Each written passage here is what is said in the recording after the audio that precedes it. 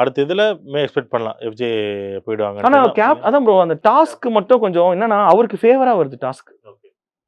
நீங்க நல்லா பாருங்களேன். அவர உள்ள இருக்க வைக்கணும். அது யார அது என்ன அதான் ப்ரோ பண்ணலாம்? சொல்றேன். எனக்கு எதுவுமே நம்ம அப்படி சொல்றவும் முடியாது ப்ரோ. ஏன்னா இங்க எல்லாம் நடக்கிறதெல்லாம் பார்த்தா அப்படிதான் இருக்கு. என்ன சொல்றேன்னா இது ஸ்கிரிப்டா ஸ்கிரிப்ட் இல்லையா நம்மளே போட்டு குழப்பிடுறாங்க. இது ஸ்கிரிப்ட் இல்ல, ஆனா அவர் உள்ள இருக்கணும். ஆமா. அதுக்கு ஆனா நாங்க என்னன்னா பிளான் இப்ப பண்ணோம். டாஸ்க் பாருங்களேன் நல்லா தெரியுது. எஃப்ஜே இந்த டாஸ்க்ல ஜெயிச்சிருவாரு எனக்கு கிளீனா தெரியுது. இப்போ ஒண்ணும் இல்ல சண்டை போடுகிற மாதிரி டாஸ்க் கொடுங்களேன். அவர் வரமாட்டாப்புல. இப்ப சண்டை அடிச்சுக்கிற மாதிரி சண்டை போடு தூக்கி வெளியே தூக்கி போடணும். கமல் தூக்கி வெளியே போட்டுற மாட்டான். விக்கல் விக்ரம் தூக்கி போட்டிருக்க மாட்டாரு. அந்த டாஸ்கே எப்படி இருக்குன்னா இந்த இந்த கேரக்டர் இருக்கணும் டிசைன் பண்ண மாதிரி இருக்குன்னு சொல்றேன். ரைட்.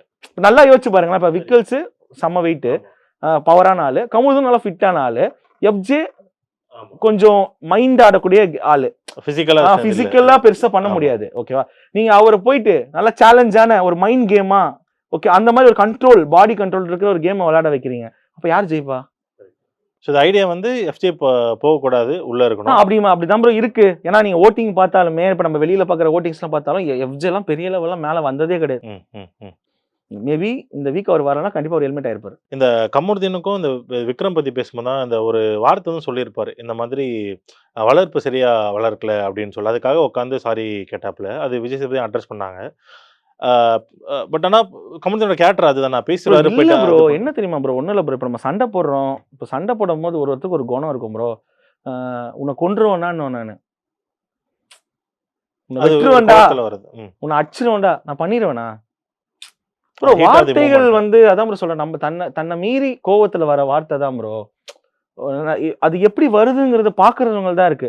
பட் ஆனா அதை சொல்லிட்டேன்னு சொல்லிட்டு ஒருத்தன் போய் அதை மன்னிப்பு கேட்கறான்ல அந்த வகையில எனக்கு கமருதீன் ரொம்ப பிடிக்கும்.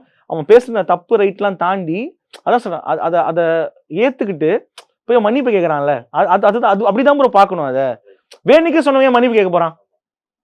நீங்க சொல்லுங்க ஏய் ஆமாண்டா நான் அதுக்கு தானே சொன்னேன் என்னடா உனக்கு அப்படின்னு எதுக்கு மன்னிப்பு கேட்க போறான்? இல்ல கமருதீன் கிட்ட நம்ம பார்க்க அந்த 2 ஃபேஸ் பார்த்துருக்கோம். ஒன்று வந்து பயங்கர ஹிட் ஆஃப் தி மூமெண்ட்ல வார்த்தை விட்டுறாப்புல. அதுக்கப்புறம் அவருக்கே அண்டர்ஸ்டாண்ட் ஆகும்னு நினைக்கிறேன். போயிட்டு அந்த ஃபேஸும் நல்லா இருக்கும். இல்ல ப்ரோ அவன் என்ன தெரியுமா ப்ரோ அவன் கோவப்பட்டா எக்ஸ்ட்ரீமா கோவப்பட்டுருவான் ப்ரோ.